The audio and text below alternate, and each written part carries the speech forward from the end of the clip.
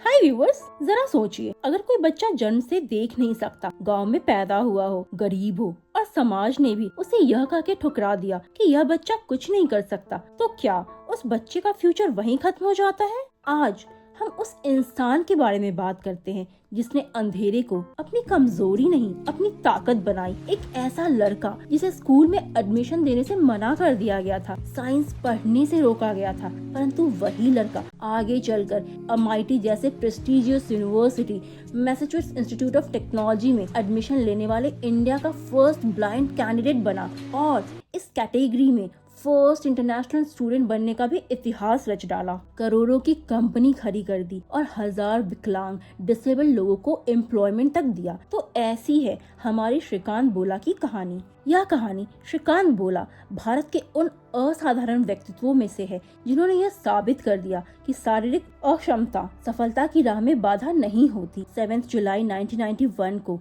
आंध्र प्रदेश के मछलीपट्टनम जिले के सीतारामपुरम में एक तेलुगु फैमिली में जन्मे श्रीकांत बोला जन्म से ही ब्लाइंड थे। दामोदर राव जो कि एक किसान थे और वेंकटम्मा एक साधारण सी घर संभालने वाली महिला के घर उनका जन्म होता है। 8 भाई बहनों में वो 7th नंबर पे थे।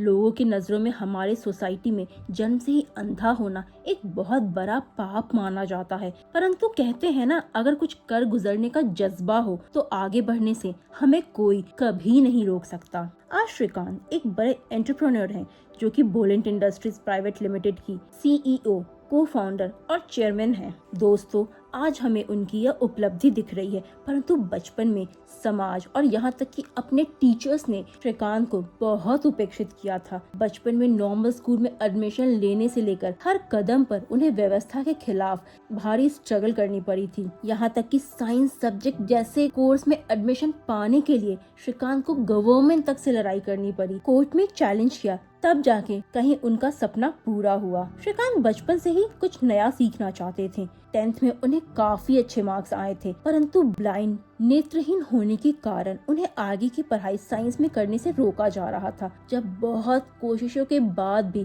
किसी भी कॉलेज ने उन्हें साइंस में एडमिशन देने से मना कर दिया, तब श्रीकांत नाराज होकर और अपने हक के लिए आंध्र प्रदेश हाई कोर्ट के दरवाजे पर दस्तक दे डाली। 6 मंथ्स की लंबी लड़ाई के बाद फाइनली श्रीकांत के लिए कानून को अपने रूल्स बदलने पड़े और श्रीकांत देश के पहले ब्लाइंड स्टूडेंट बने जिन्हें 10th के बाद साइंस पढ़ने का अधिकार प्राप्त हुआ। एक अंधा बच्चा पूरी एजुकेशन सिस्टम के खिलाफ खड़ा था। यह भारत का ऐसा पहला मामला था जहां किसी ब्लाइंड स्टूडेंट को साइंस पढ़ने का मौका दिया गया था। यह जीत नहीं, हिस्ट्री थी उन हजारों नेत्रहीन बच्चों की जिन्हें कभी अपने जीवन में उपेक्षित होना पड़ा और अपनी मन पसंदीदा सब्जेक्ट को पढ़ने से रोका गया। इसके बाद श्रीकांत को IIT में जाने का बहुत मन था। उन्हें IIT एंट्रेंस की तैयारी कराने वाले कोचिंग इंस्टीट्यूट के दरवाजे खटखटाए, परंतु कोचिंग इंस्टीट्यूट ने उन्हें यह कहकर एडमिशन देने से मना कर दिया कि आप इतनी ज्यादा फीस नहीं भर पाओगे। आगे श्रीकांत को खुद पे काफी भरोसा था, इसलिए कड़ी मेहनत और कोशिशों के बाद उन्होंने मैसाचुसेट्स इंस्टीट्यूट ऑफ टेक्नोलॉजी में एडमिशन प्राप्त किया। MIT एक ऐसा इंस्टीट्यूट है जहाँ कोई भेदभाव नहीं होता है।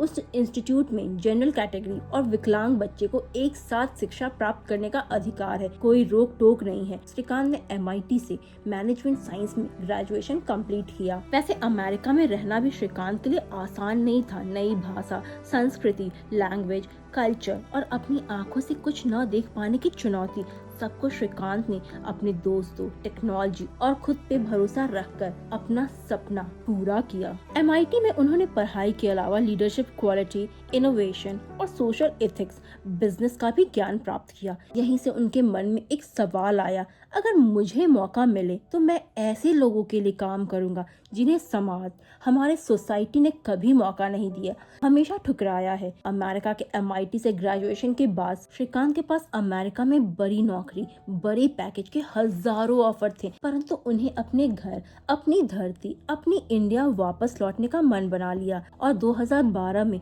वे वापस इंडिया आ गए और बोलेंट इंडस्ट्रीज की नींव रखी, जिसकी शुरुआत डिसेबल्ड विकलांग लोगों को एम्प्लॉयमेंट देने की एम से की गई थी। फोर्ब्स इंडिया की रिपोर्ट के अनुसार साल 2016 में रतन टाटा ने बोलेट इंडस्ट्रीज में सार्वजनिक किए बिना एक हेवी अमाउंट इन्वेस्ट किया था, जिसके बाद कंपनी ने बेहतरीन परफॉर्मेंस दिया और कोरोना कोरोना पेंडेमिक से पहले 130 करोड़ रुपीस की रेवेन्यू जनरेट कर ली। पोलैंड इंडस्ट्रीज एक ऐसी कंपनी है जो एनवायरमेंट के अनुकूल बायोग्रेडेबल प्रोडक्ट्स बनाती है, जो कि एरिया के पत्तों और रिसाइकल्ड पेपर जैसे नेचुरल इंग्रेडिएंट से बनाए गए हैं। उनका बिजनेस दो चीजों पे फोकस किया। पहला, प्लास्टिक प्रोडक्ट को कम करने का ऑप्शन दिया और दूसरा, डिसेबल लोगों को एम्प्लॉयमेंट दिया। आज कंपनी के हैदराबाद और तेलंगाना में 5 प्लॉट्स है और कंपनी में 70% लोग ब्लाइंड या डिसेबल्ड हैं, जिन्हें कहीं काम नहीं मिल पाता। उन्हें कंपनी एम्प्लॉयमेंट देती है। श्रीकांत के अनुसार जब दुनिया कहती थी यह कुछ नहीं कर सकता, तो वे कहते थे मैं सब कुछ कर सकता हूँ।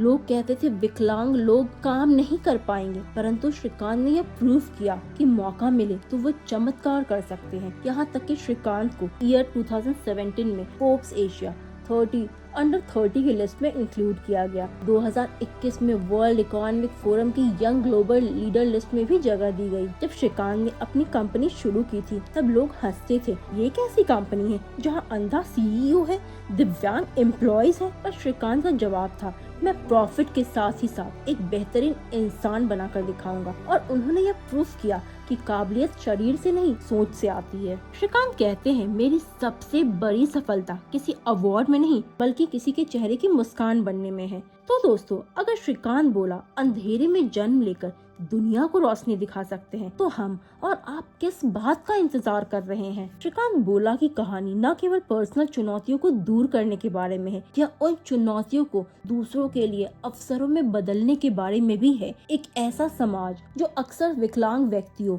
की संभावनाओं को कम करता है, वहाँ पे श्रीकांत एक ट्रेलर बाज के रूप में खड़े हैं, जो यह साबित करते हैं कि सच्ची सफलता लोगों को पावरफुल बनाने में है। तो व्यूअर्स, फिर मिलते हैं किसी और टॉपिक के साथ। तब तक के लिए बाय।